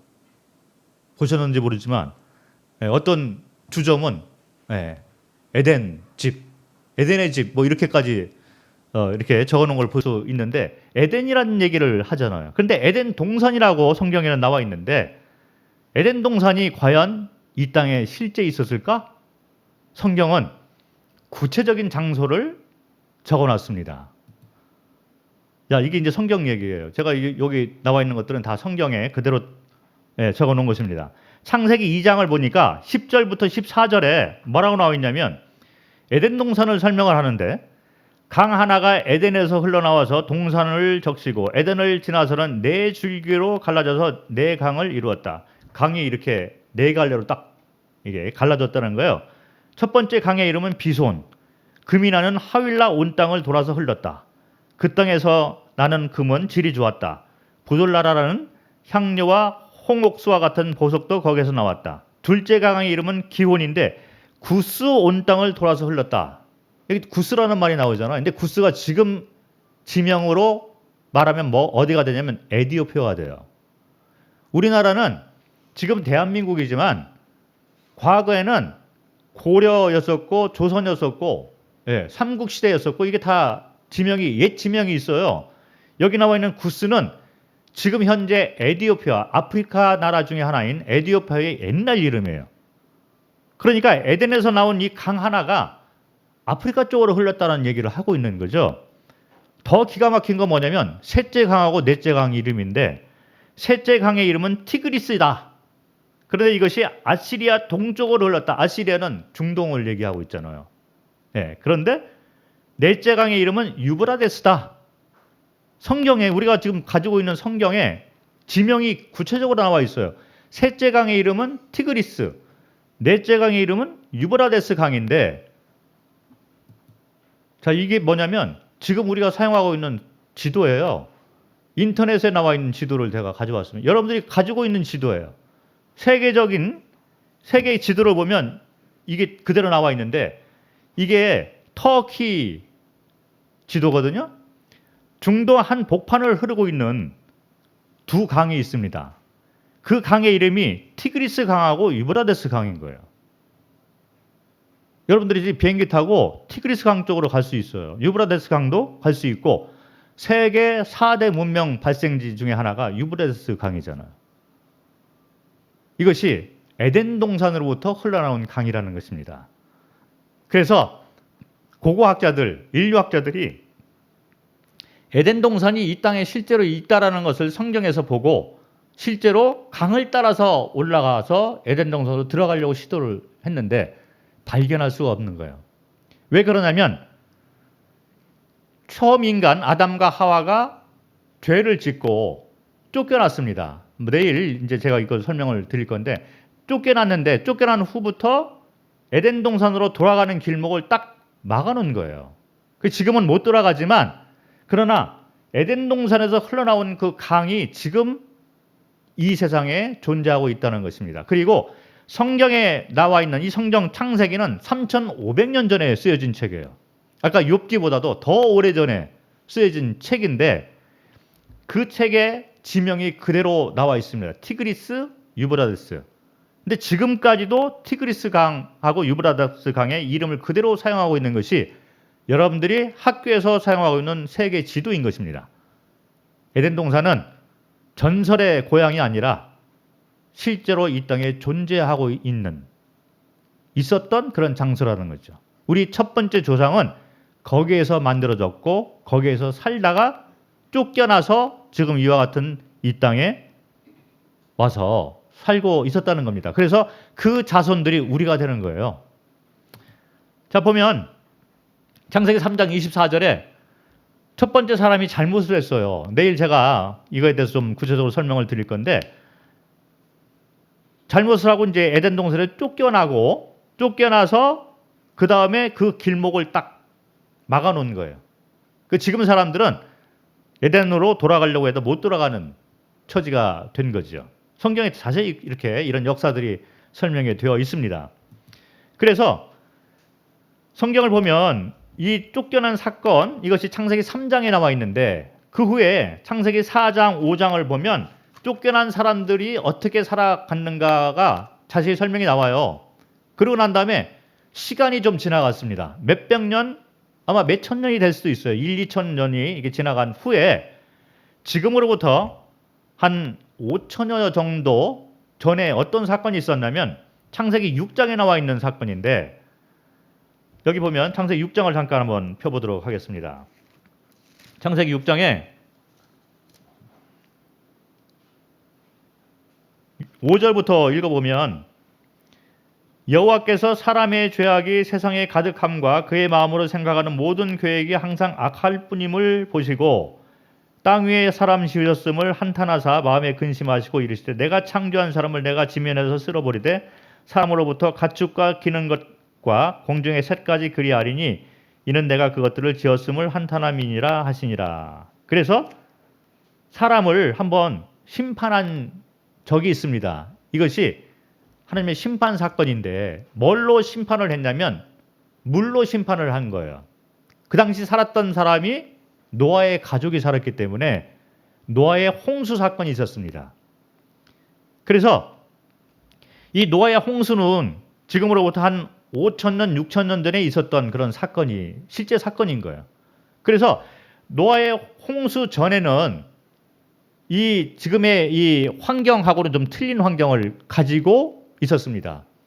그래서 성경을 자세히 보면 시간이 없어서 제가 자세히 설명을 못 드리지만 이 지구가 이렇게 있으면 지구 위에 물들이 바다 같은 것이 이렇게 지구를 둘러싸고 있었던 거예요. 근데 노아의 홍수 때 그 하늘에 있는 물들이 다 쏟아져 내려왔습니다. 그래서 이 세상 사람들이 다 물로 죽은 거예요. 살아있는 사람은 노아의 가족 8명만 살았는데 8명을 살리기 위해서 하나님이 노아의 가족에게 어떤 것을 만들으라고 했냐면 방주를 만들라고 한 거예요. 배를 만들었는데 이것이 구체적으로 나와 있어요. 여기 보면 6장에 보면 뭘로 만들었냐 하면 너는 고페루 나무로 너를 위하여 방주를 만들되 그 안에 칸들을 만들고 역청을 그 안팎에 칠하라. 내가 만들 방주는 이러하니 그 길이는 300규빗. 한 규빗이 여기 손끝에서부터 이게 팔꿈치까지가 한 규빗 정도 되죠. 그래서 한 50cm 정도 이렇게 되는 거예요. 그래서 300규빗, 넓이는 50규빗, 높이가 30규빗이라 이 규모가 어느 정도 되냐면 세월호 정도의 크기라고 합니다. 세월호가 물속에 잠겼잖아요. 노아의 방주가 한 세월호 정도의 규모의 배가 노아 시대 때 만들어져 가지고 3층으로 돼 있어요. 이 상중하가. 그래서 그 안에 노아의 가족이 들어가서 문이 딱 잠기고 그랬는데 성경에 보면 이 세상에 있는 동물들 한 쌍씩 다 들어가 있는 거죠. 그런데 큰 동물은 못 들어가게 돼서 과학자들이 생각할 때 공룡도 실제 있었잖아요. 있고 화석이 이제 보이니까 이 공룡은 그 당시에 들어가지 못한 거죠. 너무 크고 그래서 그때 노아의 홍수 때 멸종이 되었다. 그래서 지금 화석은 있지만 지금 이 땅에 이 공룡이 보이지 않는 거죠. 그래서 그때 이제 노아의 가족이 8명이 이렇게 들어갔습니다. 그래서 홍수가 일어나 가지고 이 세상 전체가 환경이 그때부터 다 바뀐 거예요. 그래서 이 공중에 원래 바다 같은 이 물들이 이렇게 있었는데 둘러싸고 있었는데 그 당시는 사람의 생명이 900몇 살까지 살고 왜 그러냐면 공기의 압력이 중압이 무게가 지금보다 훨씬 더 많았다는 거죠. 그리고 비가 내려오지 않고 기후의 변화가 없고 그다음에 해나 이런 데서 이제 자외선, 적외선이 내려올 때 직접적으로 안 쏘이니까 사람 생명이 오랫동안 됐는데 이 홍수 사건 때문에 세상이 완전하게 바뀌어가지고 사람이 홍수 후에 사람의 생명이 한 100년, 120년까지 줄어들게 된 것이 성경의 설명입니다. 자, 그런데 이것을 어떻게 증명할까? 여기 보면 성경을 보면 이런 말이 나와요. 노아가 600세 되던 해 둘째 달 곧 그 달 열일의 날이라 그날에 큰 기품의 샘들이 터지며 하늘의 문들이 열려 40주야를 비가 땅에 쏟아졌더라. 지면의 모든 생물을 쓸어버리시니 곧 사람과 가축과 기는 것과 공중의 새까지라. 이들은 땅에서 쓸어버림을 당하였을 때 오직 노아와 그와 함께 방주에 있던 자들만 남았더라. 자, 그래서 홍수 사건이 있다는 얘기를 해주고 있는데 40일 동안 비가 쏟아져서 완전하게 다 쓸어버렸다. 그런데 방주 안에 들어가 있던 노아의 가족과 그때 동물들 한 쌍씩만 다 살아남았다는 거예요. 그런데 그 방주, 그 노아의 배가 40일 동안 이렇게 물 위에서 이렇게 출렁거리고 있는데 물이 비가 이제 그쳤어요. 그치고 난 다음에 어떤 사건들이 있었냐면 여기 8장부터 보면 기품의 샘과 하늘의 창문이 닫히고 이제 비가 그쳤다는 거죠. 하늘에서 비가 그침에 물이 땅에서 물러가고 점점 물러가서 150일 후에 줄어들고 7째 달 곧 그 달 열일의 날에 방주가 아라랏산에 머물렀으며 물이 점점 줄어들어 10째 달 곧 그 달 초하루 달에 산들의 봉우리가 보였더라. 그런데 이 물들이 창세기 8장 1절 이렇게 보면 물이 이렇게 물러갔는데 바람을 통해서 물을 딱 갈라놓았다는 거예요. 이 과학자들이 얘기하기를 뭐라고 얘기를 하냐면 지구가 이렇게 있으면 북쪽에 북극이 있고 남쪽에 남극이 있는데 이게 얼음 덩어리잖아요. 이 얼음 덩어리가 이렇게 만들어진 것이 언제부터였느냐? 이 노아의 홍수 후에 하나님이 그 많은 물을 얼음으로 만들어서 북극과 남극으로 갈라놨다는 거예요. 그런데 지금 온난화가 자꾸 되면서 지구가 점점 뜨거워지잖아요. 그래서 이제 오존층이 점점 파괴가 되니까 기후가 자꾸 변화가 되는 거예요. 뜨거워지니까. 그래서 북극의 얼음과 남극의 얼음들이 점점 녹기 시작합니다. 과학자들이 하나같이 하는 얘기가 뭐냐면 이 얼음들, 빙하가 다 녹으면 전 세계가 노아의 홍수 때처럼 대홍수로 갇히게 된다. 그래서 제가 방콕에 살고 왔잖아요. 태국 수도. 태국 사람들이 지금 무서워하고 있는 게 뭐냐면 방콕이 잠긴다는 거예요. 온난화가 되니까. 실제로 비만 오면 방콕 전체가 홍수입니다. 예, 그래서 제가 이 차가 태국에서 쓰던 차 이렇게 중고차 살려면 잘 봐야 돼요. 다 썩는 거예요, 이게. 홍수를 자주 접한 그런 차들은 밑대 이런 걸 잘 봐야 돼요. 살 때. 다 썩어 있어요. 녹슬은 거죠. 그래서 전 세계 사람들이 북극에 있는 이 빙하가 남극에 있는 빙하가 점점 녹으니까 홍수가 날 것이다를 다 두려워하고 있어요. 실제로 이것이 다 녹으면 노아의 홍수 때처럼 이 전 세계는 물에 갇히게 되는 것입니다. 그 많은 물을 여기 성경에 나와 있듯이 이렇게 딱 만들어 놓은 거예요. 그래서 이제 물들을 다 그렇게 이게 양쪽으로 다 이렇게 걷어서 이제 얼음으로 만들어 놓았는데 이 땅이 이제 다시 생활할 수 있도록 만들어 놨는데 노아의 방주, 이 배는 어디에 정착을 했냐면 방주가 여기 성경에 나와 있듯이 아라랏 산 지명이잖아요. 아라랏은 지금도 있습니다. 아까 말했듯이 지금 지도를 보면 아라랏 산이 나와요. 그런데 그 산 해발이 한 5,200m 정도 됩니다. 그런데 그 꼭대기 부분에 지금도 노아의 방주, 노아의 배가 있다는 거죠. 나사라든지 이런 데서는 다 그거를 촬영을 하기 때문에 다 증명이 돼요. 그리고 신문에도 자주 나왔던 사건인데 그럼에도 불구하고 사람들이 안 믿는 거예요. 이런 자료는 그냥 인터넷 조금 찾아보면 다 나오게 돼 있고, 그리고 옛날에는 신문지상에 다 나와 있었어요.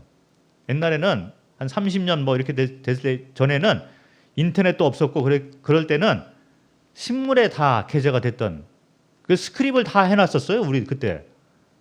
네, 그래서 노아의 그 배, 그것은 아라랏산에 지금도 있다. 이게 아라랏산이 5,200m 정도 되니까 위 꼭대기가 만년설이에요. 그 얼음이 이렇게 두껍게 쌓여 있는데 이게 점점 온난화가 되면서 얼음이 점점 녹잖아요. 그래서 노아의 방주가 모습을 드러낸 때가 많이 있다는 거예요.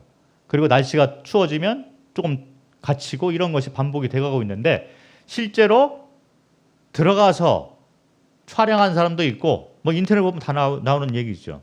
그리고 거기서 이렇게 그 목재도 이렇게 가져다가 기자회견도 하고 뭐 이런 것들, 그리고 가장 중요한 것들은 나사에서 촬영을 한 것들이 많이 이렇게 있는데 어쨌든 창조를 안 믿으려고 하니까 이런 것들에 대해서 부인을 하고 있는 건데, 자 여기 보면 지도입니다.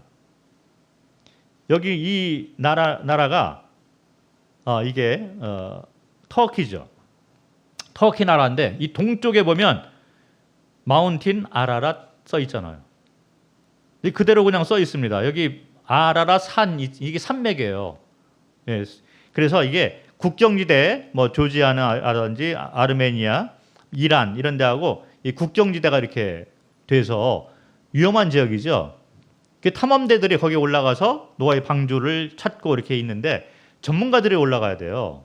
사람이 한 3,500m 정도 더 이상 올라가려면 고도로 훈련받은 사람들, 장비를 갖춘 사람들만 올라갈 수 있어요. 그렇지 않으면 이제 고산병이라든지 대부분 이렇게 죽게 되고 이렇게 되는데 4,000m 이상 되는 지점에 한 4,500m 정도 올라갔을 때 그런 노아의 방주가 있다라고 이렇게 많이 나와 있습니다. 그런데 거기서 끝나는 게 아니라 그 후에도 이제 노아의 홍수 후에 성경에 이제 역사들이 계속 이렇게 나와 있는데 인류는 노아의 후손들이다. 우리는 다 노아의 후손들이에요. 노아가 세 아들이 있었는데 성경에 나와 있듯이 창세기 9장 18절 19절에 보니까 방주에서 나온 노아의 아들들은 셈과 함과 야벳. 이 구체적으로 이름이 나와요. 셈, 함, 야벳. 그런데 함은 가나안의 아버지라. 이 가나안족은 아프리카 쪽 사람들이죠. 이 가나안 족속이 있어요, 실제로. 그래서 함이 가나안 족속의 아버지다. 그래서 이 함 쪽은 대부분 아프리카에 있는 사람 쪽의 사람들이다. 아프리카 쪽의 사람들은 뭐 다 그런 건 아니지만 대충 그쪽에 있는 사람들의 조상이 함이다. 이렇게 인류학자들이 분류를 합니다. 이 인류학자들이 성경을 가지고 그렇게 분류를 하는 거죠. 그리고 여기 보면 구체적으로 창세기 10장 6절에 보면 함의 아들은 구스, 미스라임, 붓, 가나안이다. 이렇게 나오는데 아까 말한 대로 구스는 에디오피아, 그리고 붓은 니비아라는 나라가 있잖아요. 그 니비아의 옛날 이름이에요.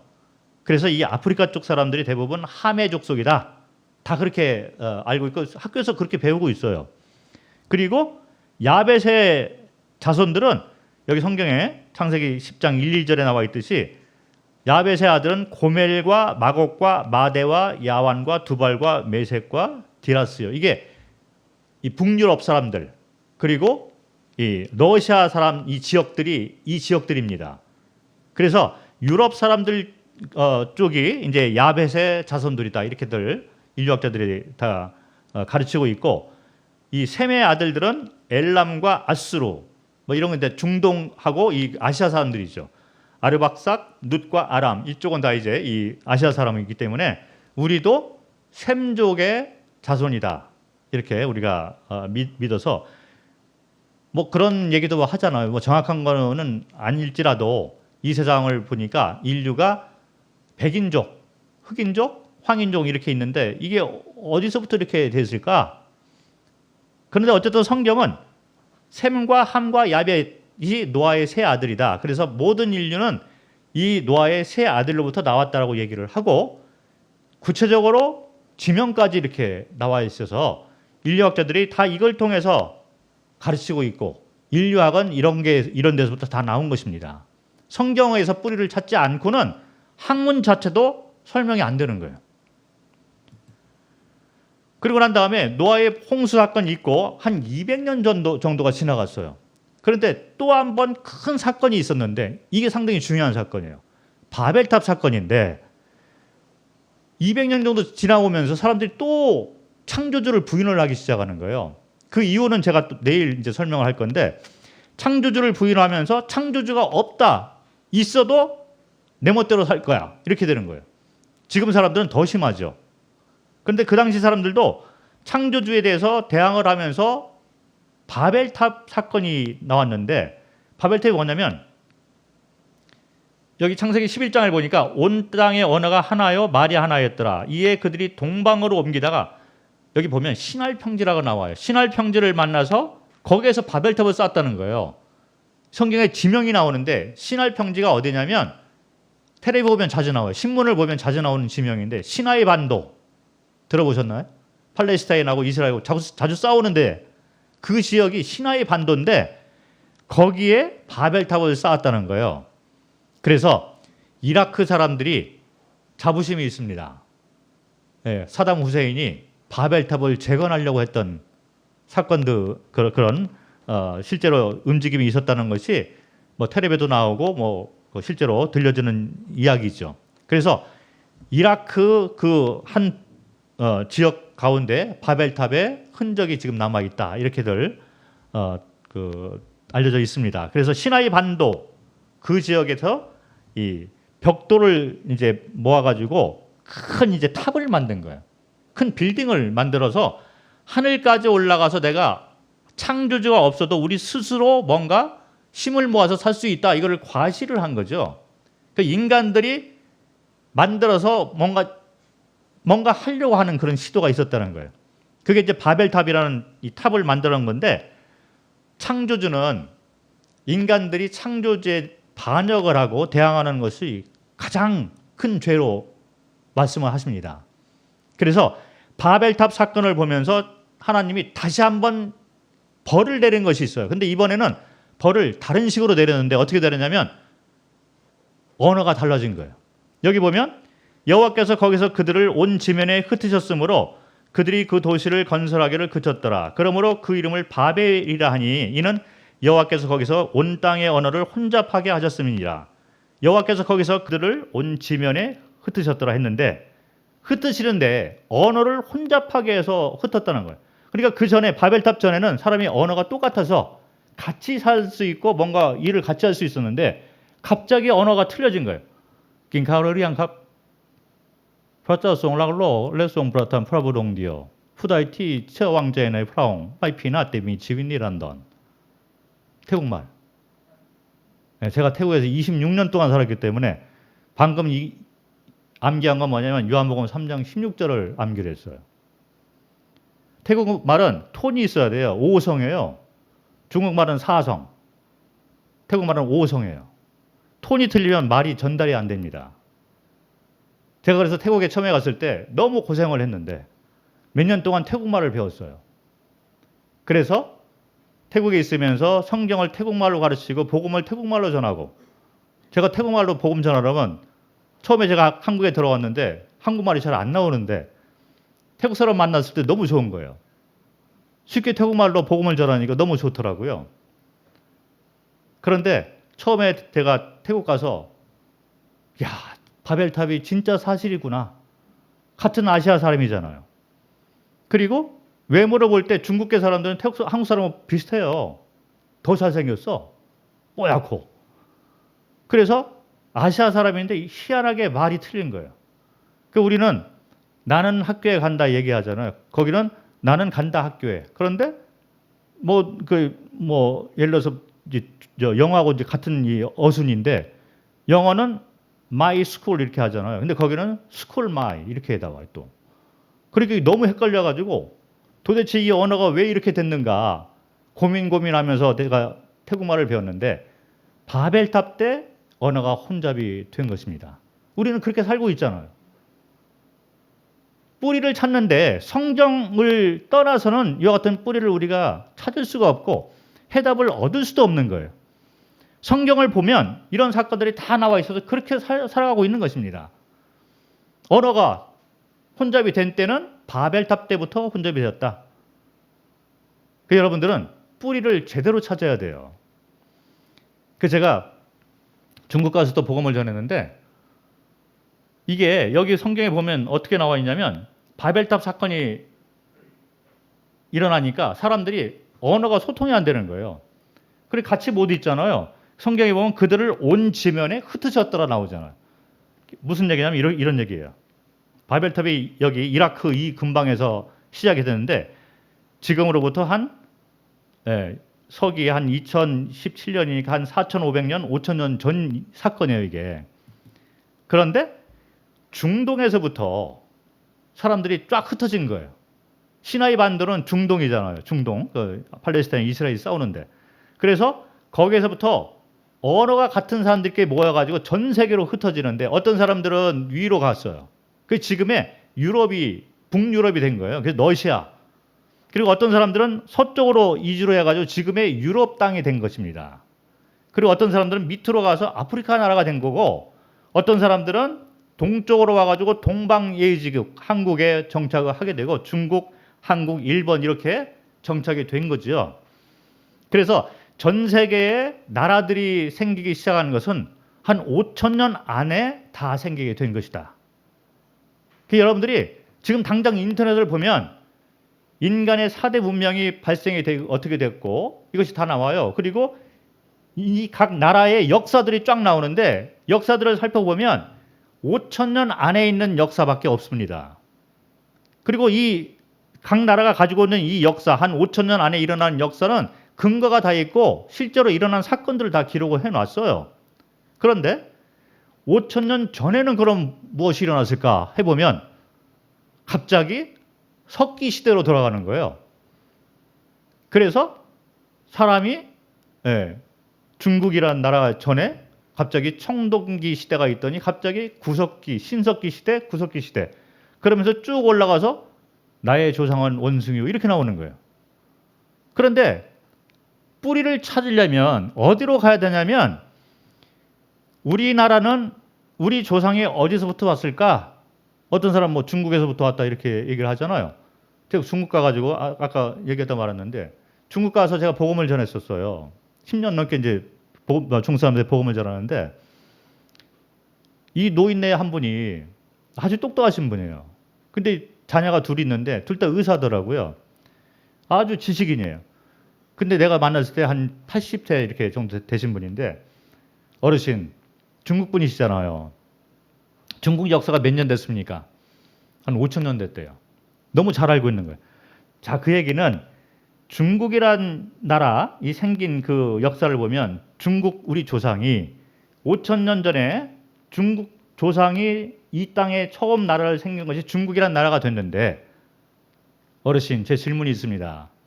이 중국 첫 번째 사람이 어디에서부터 왔습니까? 물어봤어요.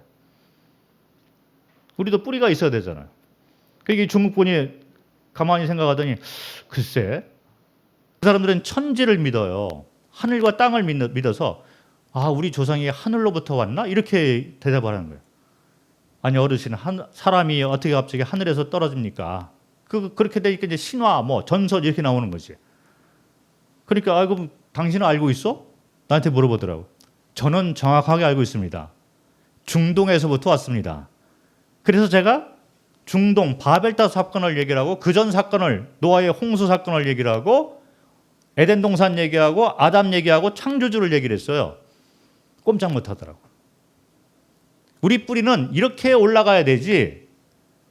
5천 년 전에 대한민국 역사, 대한민국 우리도 달력이 있잖아요. 단군 신화에서 한 4,500년, 4,600년 정도 지나왔는데 그때 사건을 그 전해를 보면 갑자기 곰, 호랑이가 나오더니 뭐 마늘 뭐 이렇게 나오고 뭐 이렇게 이상한 거 나오잖아요. 그러면서 학교에 가서 배우니까 갑자기 청동기 시대, 신석기 시대, 구석기 시대 올라가더니 원숭이 시대, 아메바 시대 이 뭐 이상하게 흘러가는 거잖아요. 근데 어디서부터 이게 삐뚤어지기 시작했냐면 5천 년 전 그 당시부터 이쪽으로 새기 시작해서 진화론으로 가기 시작했는데 진화론은 만들어진 것이 한 150년밖에 안 됐다는 거예요. 그 진짜 뿌리를 제대로 찾으려면 5천 년 전 우리 인간 대한민국 역사 한 4,500년, 5천 년 전 역사가 있는데 이거는 정확하게 근거가 나와 있습니다. 그런데 대한민국 조상이 어디서부터 왔나? 바벨탑으로 가야 돼요. 중동으로 돌아가야 된다는 얘기죠. 그래서 바벨탑으로 가면 그 다음에는 그 전에는 노아의 홍수가 있어서 아라랏 아래 노아의 배가 있습니다. 그리고 그 전에는 이 에덴 동산이 있는 거죠. 그리고 아담과 이브가 있고 창조주가 나오게 됩니다.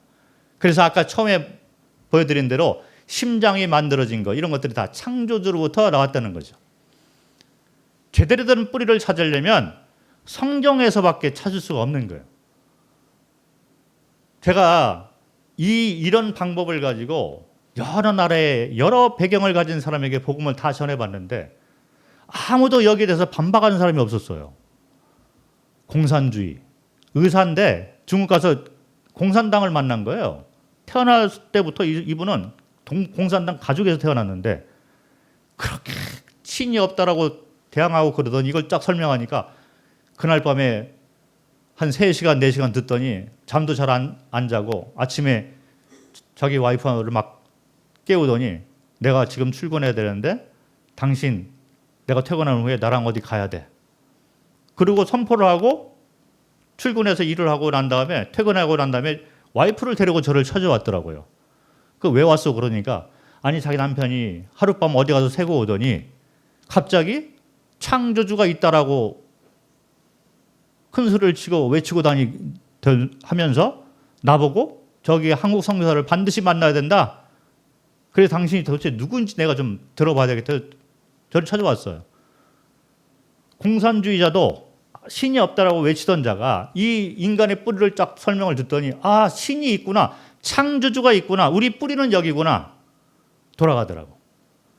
제가 태국에서 복음을 이렇게 전했는데 그 사람들은 귀신 섬기는 자들이에요. 그리고 윤회설을 믿잖아요. 그리고 타락할 대로 타락하고 진짜 죄악 가운데 귀신 섬기고 태국 가서 태국을 아시는 분들은 아시겠지만 엉망진창해요. 윤리적으로 영적으로 진짜 참혹한 현실 가운데 있는데 이 사람들을 불러놓고 내가 쫙 설명을 하는데 관심이 없던 사람들이 이 설명을 쫙 듣더니 한마디도 못하는 거예요. 왜 그러냐면 이 세상의 종교로는 이렇게 설명을 못합니다. 이 세상에 어떤 학문을 가지고도 인간의 뿌리를 처음부터 지금까지 쫙 설명하는 학문은 없는 거예요. 그리고 이분들이 한 번도 들어본 적이 없는데 똑같이 인간 뿌리를 찾고자 하는 마음도 있었고, 그리고 내가 어디서부터 왔는가 이 질문을 항상 가지고 있었는데 이 설명을 딱 듣더니 이거구나. 한 명도 여지껏 제가 몇십 년 동안 선교를 했잖아요. 미얀마 가서 중국 가서 별 사람들을 다 만났는데 이 인간의 뿌리를 쫙 설명하면 아무도 답변을 못하고 다 인정을 하는 것을 봤습니다. 이 세상에 진리는 하나밖에 없는 거예요. 우리 부모가 한 분밖에 없는 것처럼 우리의 뿌리는 여기다라는 것이 성경이 선포하고 있는 진리가 되는 것입니다. 자, 그래서 오늘 이렇게 인간 역사를 제가 설명을 드렸어요. 인간 역사는 한 10,000년 안에 이렇게 다 되어졌는데 처음은 아담 때부터 시작해서 노아의 홍수가 있었고 바벨탑 있었고 그다음에 전 세계가 나눠지면서 나라들이 생기게 되면서 이스라엘이라는 나라가 생겨서 중동에 있고 그다음에 중동 사람들이 하느님을 떠나니까 이제 자기들끼리 또 전쟁을 하게 되면서 역사가 세계사 역사로 흘러가게 되는 거죠. 그래서 이란, 페르시아가 또 한때 전 세계를 정복할 때가 있었고 그다음에 알렉산더, 그리스가 패권을 잡을 때가 있었고 그리스가 망하면서 로마가 이제 패권을 잡아서 한 1000년을 지배를 했어요. 이 세상을. 그리고 로마가 멸망을 하는데 게르만족에게 멸망했잖아요. 그래서 유럽이 이제 패권을 잡기 시작하면서 유럽에서도 여러 나라가 패권을 서로 이제 다투게 되면서 결국에는 해가 지지 않는 나라 영국이 패권을 잡고 거기서 독립을 해서 나온 나라가 미국이라는 나라가 되면서 미국이 이제 1776년도에 독립을 해서 지금까지 세계 경찰 노릇을 하고 있고 현재까지 왔습니다. 이것이 인간 역사인 거죠. 이것은 성경에서밖에 이것이 설명이 안 되는 것입니다.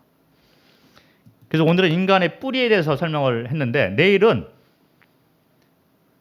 자 그러면 왜 창조주가 인간을 창조를 했을까? 그리고 왜 우리는 에덴 동산에서 쫓겨났을까? 그리고 성경에서 인간을 창조하면서 모든 사람이 복을 받기 위해서 이 땅에 창조되었다고 했는데 그 의미가 무엇일까? 이거에 대해서 내일 또 설명을 해드리도록 하겠습니다. 에덴 동산에 보면 하나님의 형상에 따라 인간을 창조하셨고 그 중앙에 생명나무와 선악을 알게 하는 나무를 심어놨는데 이게 무슨 의미가 있냐면 생명나무의 의미는 생명은 나로부터만 온다. 내가 너희의 주인이다를 선포하고 있는 거예요. 그리고 선악을 알게 하는 나무는 내가 선과 악의 기준을 정해놓고 너희와 소통하고 너희를 로봇처럼 동물처럼 만든 것이 아니라 너희는 나의 형상에 따라서 만들어져서 특별하게 복을 받기 위해서 내가 너희를 만들었다. 너희는 나와 소통 가운데 있다. 자유의지를 내가 너에게 줘서 너희도 스스로 선택할 수 있고 나와 같은 능력을 가지고 거룩한 영생을 누리도록 내가 너희를 만들었다. 이게 하나님의 창조 목적인 거예요. 사람은 사랑받기 위해서 이 땅에 창조가 되었습니다. 그런데 이 창조 목적을 모르는 자 그리고 더 나아가서 창조주 자체를 모르고 살아가는 사람들은 복으로부터 떨어져서 반대의 길을 갈 수밖에 없고 영원한 형벌을 받을 수밖에 없는 존재로 살아가고 있는 것입니다. 그래서 그 원인이 뭐냐면 반역죄라고 그래요. 자, 이 말씀을 쭉 우리가 인간 뿌리를 들었는데 이걸 듣고 있음에도 불구하고 창조주가 있다는 것을 말하고 있고 그걸 듣고 있는데도 불구하고 마음 가운데 난 창조주 안 믿어. 성경은 뭐라고 얘기를 하고 있냐면 그 죄를 반역죄라고 얘기를 합니다. 가장 무서운 죄예요. 성경에서 가장 엄하게 다루는 죄가 반역죄예요. 창조주를 부인하고 사는 자들. 스스로 태어났다고 하는 자들, 스스로 주인 돼서 살고 있는 자들, 이것을 반역죄라고 얘기를 합니다. 그래서 그 반역죄를 짓고 인간이 타락했는데 내일 여기에 대해서 구체적으로 좀 설명을 하기를 원합니다. 오늘은 여기까지 하도록 하겠습니다.